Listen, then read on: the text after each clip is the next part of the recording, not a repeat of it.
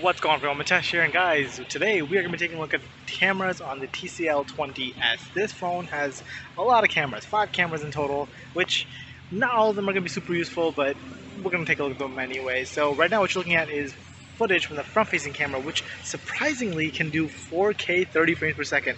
A lot of flagship phones can't do 4K with the front-facing camera. Now I will say this is not maybe the best looking video, but hey, 4K from the front-facing camera and it looks okay. It's not bad at all. Now I will say that there is a 5-minute recording limit with the front-facing camera, or just in 4K in general, so that is something to note. But this is the kind of footage you can expect, and yeah, this is what it looks like. Let's just go ahead and do a little pan. Ooh, yeah. As you guys can tell, the dynamic range isn't the best. Like, the sky is pretty blown out, I think. So yeah, but otherwise, looks pretty decent. Alright, and this is footage from the main rear camera. This camera can also do 4K 30 frames per second. And this is what the video looks like. Now this is almost like the perfect time to film. It's like golden hour, so this is pretty much the best case scenario in terms of video with what you're going to get. So yeah, let me know what you guys think about this down in the comments below. But yeah, 4K 30 frames per second, which are limited to. And then of course with that 5-minute time limit, which kind of sucks. But this camera is also capable of doing HDR recording, although that is limited to 1080p, which I will go ahead and show you guys right now. Okay, so I've switched over to the HDR video. I'm not really sure if this makes that big of a difference. At least it doesn't in the viewfinder right now, but I guess once we get it into the editing software, I'll have to see. But this is the kind of footage you guys can expect when you turn on HDR with the main camera. Again, limited to 1080p, but no time recording limit, so that's pretty good. And also on the rear, we also have the ultra-wide camera, which, as you can tell, is just a much wider field of view. And it is limited to 1080p on the rear camera, but yeah, this is the kind of footage you guys can expect from the ultra-wide. Like, you can get stuff really wide here. You can see pretty much everything in the footage that I'm seeing, so it's kind of nice. It's really nice to have. Limited to 1080p because it's an 8 megapixel camera, which is understandable, but yeah, this is the kind of footage you guys can expect from this. And of course, no time limit since it is 1080p, not 4K.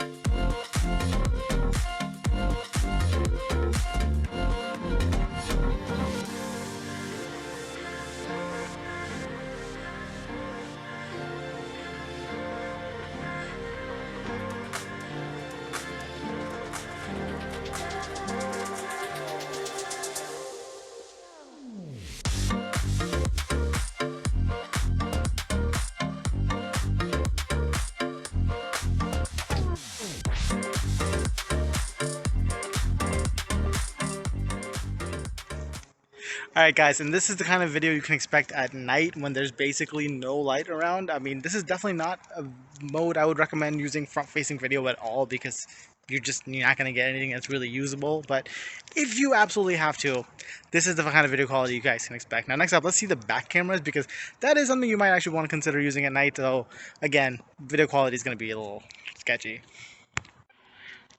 Alright, and this is video quality from the main camera at night. Once again, this is not something that is ideal. I really don't recommend using your phone cameras to record at night, at least video. But if you have to, which sometimes you do, this is the kind of video quality you guys can expect. As you can see, when it's dark, it's very dark. When it's light, it's not that bad. But yeah, this is the kind of video quality you guys can expect. Alright, now switching over to the ultra-wide, and believe it or not, this is much worse. Like, this is so much darker. You have basically no information at all in those dark spots. In bright spots, you can still see stuff, but yeah, I highly recommend don't use the ultra-wide camera if you can avoid it at night.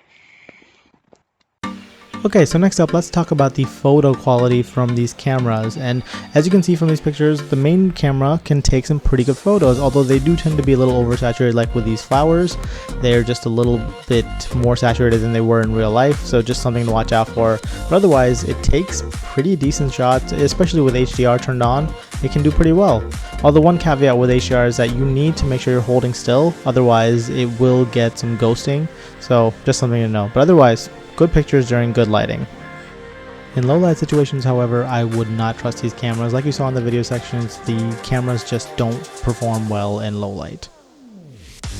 As for the ultra-wide camera, I find it to be just lacking due to the fact that it doesn't support HDR, so most of the time the darks are too dark, the brights are too bright, and it just doesn't do a great job of capturing anything. All the pictures look soft, so yeah, the ultra-wide, it's fun, it's nice that it's there, especially for video, but otherwise I would not use it for photos. Okay, next up, so this phone does have a 2 megapixel macro camera, and these are some of the shots I got out of it. It's a fun camera, but I really don't see the utility of this in day-to-day use, but hey, it's there, so this is what it looks like.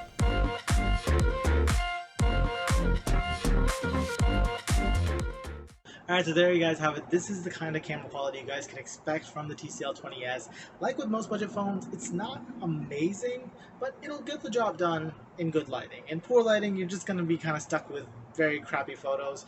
So hopefully you're just taking them out of necessity and not out of like actually trying to have fun with people and trying to take good pictures. So yeah, there you guys have it. Now this phone does have a lot of cameras, but as I said, most of them are pretty worthless. The ultra wide camera is fun, but not, again, very useful because the dynamic range isn't there. In good lighting, you'll get some okay pictures, but in poor lighting, it's not worth using. And the macro camera is, I mean, it's a fun camera. I just really don't see when I would ever use it. So, yeah, with that, that's pretty much it for this video. Like this if you liked it, subscribe if you guys loved it. And if you guys want to see more camera samples, go check out my Instagram. I will be posting more camera samples there. So, yeah, with that, that's pretty much it for this video. I'll see you guys in the next one. Bye.